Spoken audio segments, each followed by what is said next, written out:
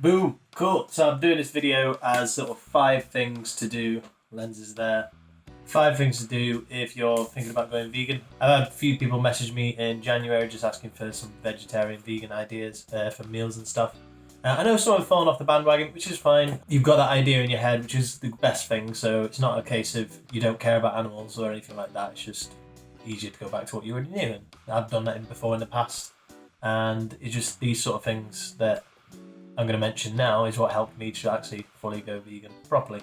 So number 1, I've got watch documentaries. So I think the biggest thing that changed me overnight, instead of just having this idea of veganism, very hippie, and it sounds nice, it's a nice idea.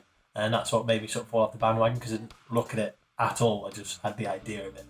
So I would recommend watching documentaries such as Land of Hope and Glory, which is... It's a tough watch, but if you're into actually dedicating yourself to not having animal products, then I would suggest watching something like that. It is slaughterhouse footage. It's not nice, but it's what your money is contributing towards. So it's going to be worth watching. And if it does turn your stomach, then obviously you probably don't want to be paying for that to happen. So definitely seeing that will open your eyes. Either watch Land of Hope and Glory, which is all about the UK slaughterhouses, and all the footage is from the UK. Apart from the gas chambering of pigs, which he has used footage from an Australian slaughterhouse from a documentary called Dominion. But the idea is the same. They go into a gas chamber and are gassed. Obviously, they don't like it. So, but obviously that's where your money's going when you pay for pork products. So yeah, watch those documentaries. There's also the Game Changers if you're into your fitness. Obviously, I say obviously, like obviously I'm into fitness, as you can tell. No, but obviously, like, if people have known me, have seen I've obviously lost weight in the past, and I'm quite happy with the way I look right now. I'm still on the way to just dropping a few pounds of fat, not necessarily due to the vegan diet, it's because I'm in a calorie deficit, but the plant-based diet has helped me out of all the sort of ways I've lost weight in the past. This is one I'm quite safe sticking to and should be okay. So plant-based diet is for you. So yeah, watch these documentaries. Again, ask me about any of them. I know quite a few now that I can recommend. If there's more, I can ask other vegan friends that I've got about some as well. So that's number 1, just getting yourself informed before starting. Number 2 is ask fellow vegans for advice. So obviously if you're watching this, you'll know me, so ask me any questions you've got. So I'll be more than happy to just give you the answers. But that's something I didn't do when I tried to go more vegetarian years and years ago. But I lasted about a week, and then I was just like, right, I want some bacon. Just because I didn't make the connection between that bacon had to die before I consumed it. It was more just fancied bacon, because it's just so normal, and it is. But it's just actually looking into it. So any questions you've got about anything to do with the plant-based diet, because that's the biggest thing really, isn't it? That's where most people start. And even when you're vegan, you're not perfect. You're going to make mistakes. Fucking hell. What did I buy? I think I bought some the other day and I was like, just didn't even think. Oh, a pack of Doritos Original, because I was like, they're not going to have animal products in. Because I like the chili ones haven't got any animal products in at all. So I was like, well, if the chili heat wave has got no animal products, obviously the original is going to be fine. No, it's got milk in it.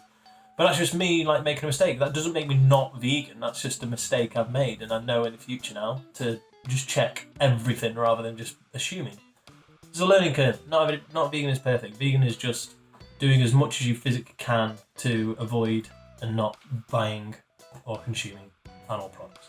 So yeah, ask fellow vegans. So obviously you can ask me, and anything I don't know, I've got resources and I've got people I can ask. Number 3 is when you first go plant-based is definitely to watch your calories. If you're used to a meat diet, you're probably used to having quite a high calorie intake. So I definitely recommend looking at your calories, just how many calories you probably need in a day. Looking at, again, I can work all this with you, I don't mind. Looking at the calories of how much your body needs, so that when you change to a plant-based diet, you still match that same amount of calories. If you're into fitness, obviously that's maintenance. Again, I've got different things I can show you to find out what your maintenance calories are. It's relatively easy. It's different for every person, but we can find a basic figure.